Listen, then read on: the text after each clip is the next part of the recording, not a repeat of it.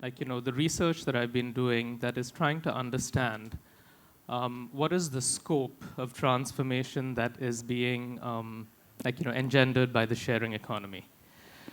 So when I tell my colleagues that I'm really interested in peer-to-peer sharing, they're puzzled.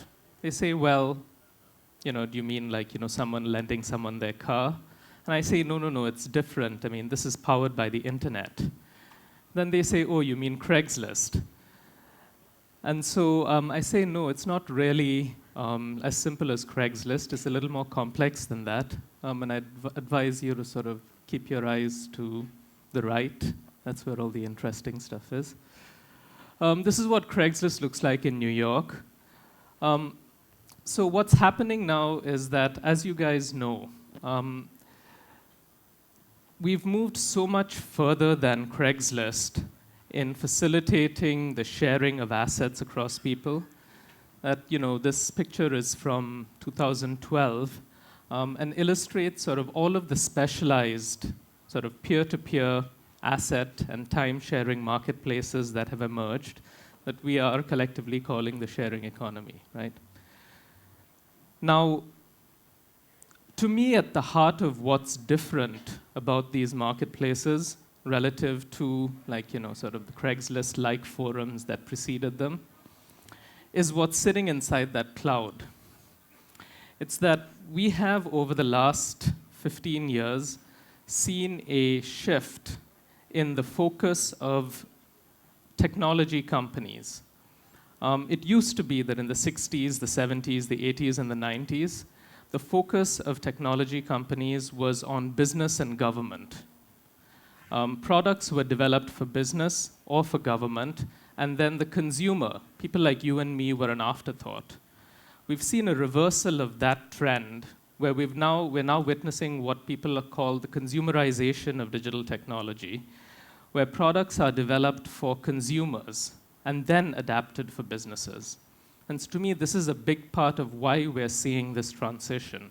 Mobile devices, social networks, online review systems, all of these come out of this consumerization.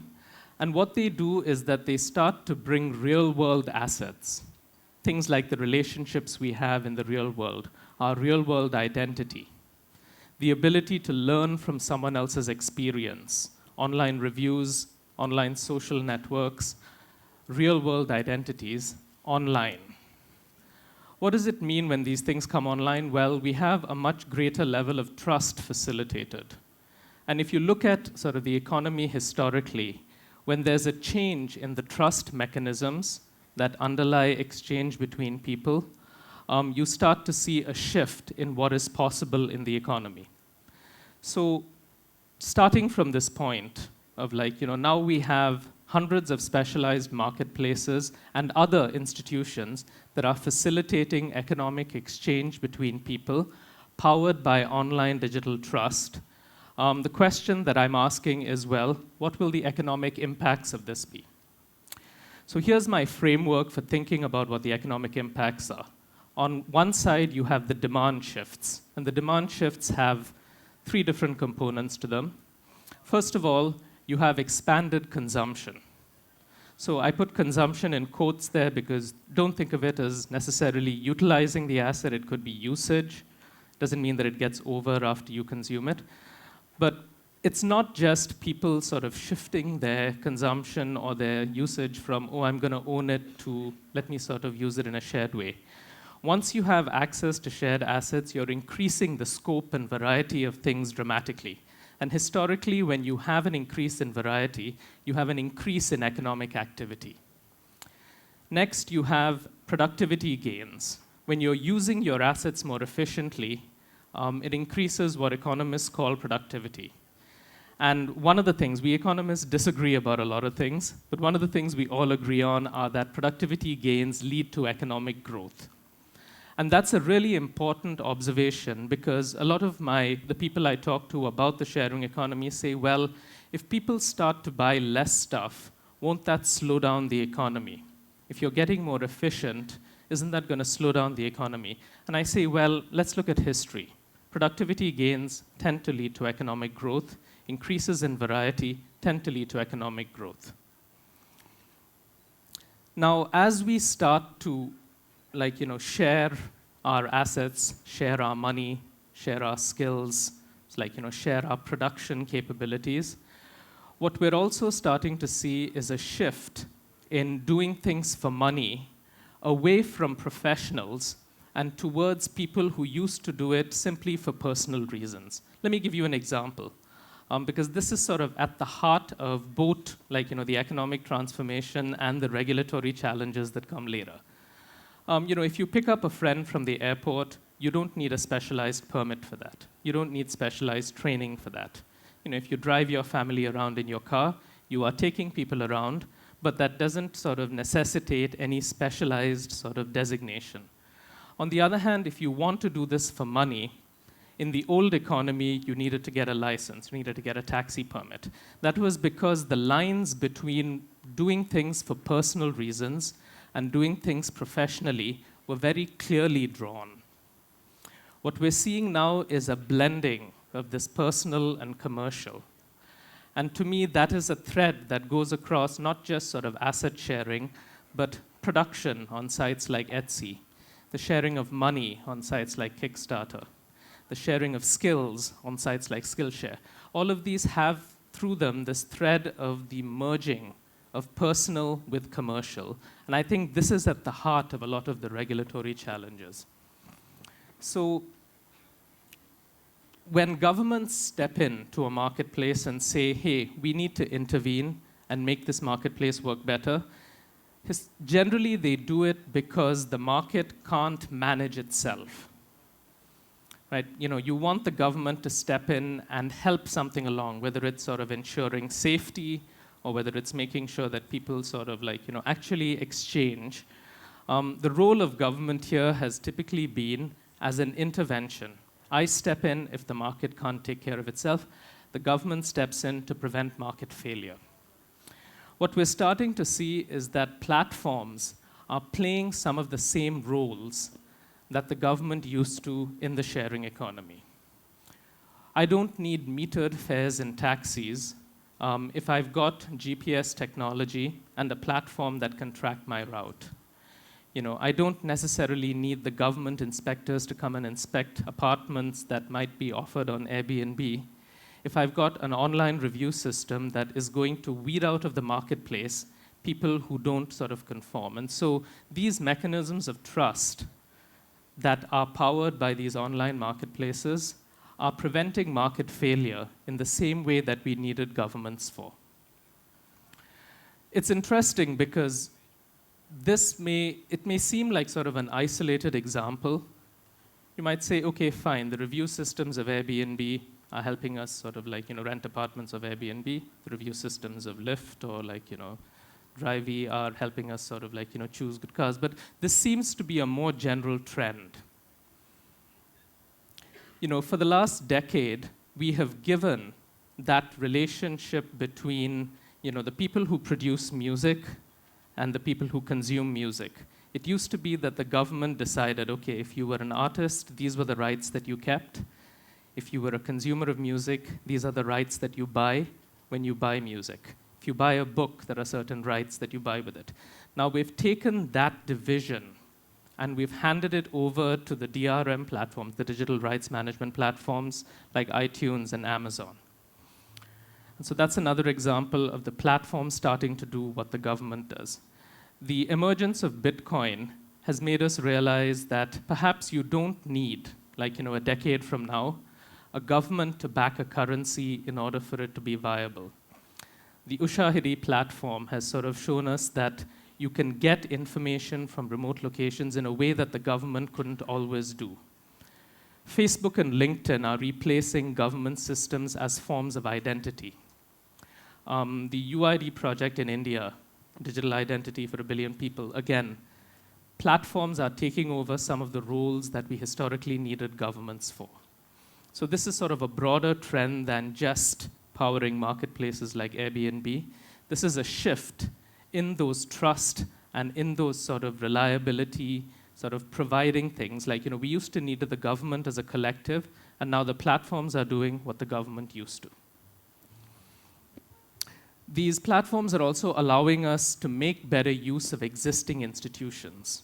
And so if you can't get someone's ID completely from a platform like Facebook or LinkedIn, you can use that to connect to the identity infrastructure that the government has already set up. And so it's not just creating new institutions, but it's also sort of making existing institutions more efficient.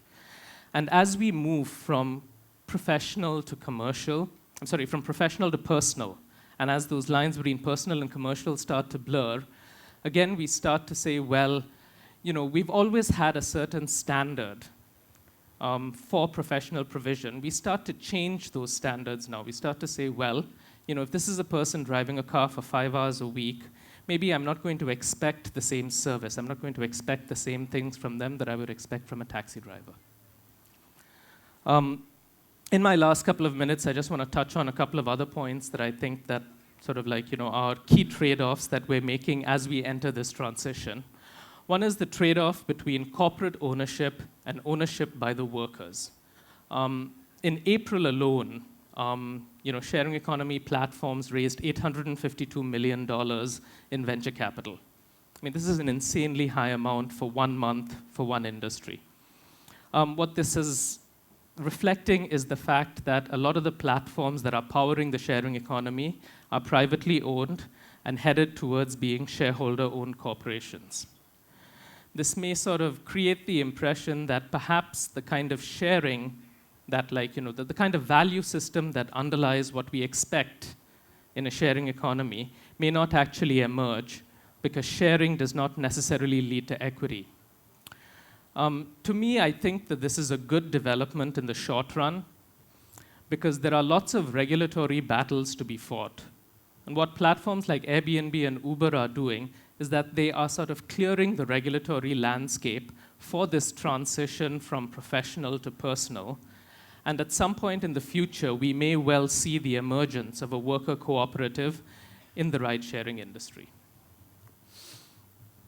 Now, a challenge that I think we need to address is that a lot of the sharing that we see happens to be between people who are within the same socioeconomic status.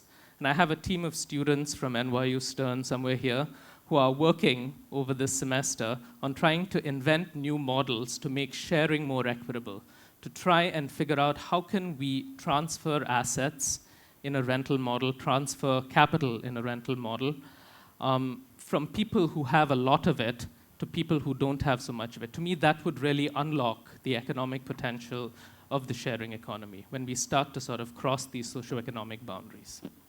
Yes! So, a challenge that we're going to face is that as we sort of transition from this economy where people used to work for companies to an economy where people are now independent workers, there are lots of capabilities that these organizations used to provide. There are lots of protections, especially in the United States, that these organizations used to provide: health insurance, pensions, retirements. And as we move to being an economy where there are independent workers rather than people who work for companies, micro-entrepreneurs, we are going to need to sort of reinvent ways in which we fund society's collective needs. It's not going to come from corporate taxes as much as it used to, and so it's either going to have to come from the government or we're going to have to invent new collectives like the Freelancers Union, like Shareable, like peers, that are going to start to bridge some of these holes in the ecosystem. So I want to end with this thought. I'm pursuing quite actively and with sort of a number of collaborators research that is aiming to answer these questions. Should sharing economy platforms be owned by cooperatives or should they be owned by corporations? What will the economic impacts be? What are the new collectives that are needed? And as an academic, I can only do so much. I need your help. So, I've seeded a new collaborative called the Peer Collaborative. You can find out more at the end of May. But I've got some partners, I've got some financial support. I'm getting a lot of data from the platforms that sort of like, are a big part of the sharing economy. And our goal is really to sort of shape thought as we sort of go through this economic transition from like, sort of a corporation-based economy to one in which a large fraction of exchange, of financing, of education, of production is from individuals interacting with other individuals. Anyway, so I'm delighted to be here in Paris. Thank you very much for your time.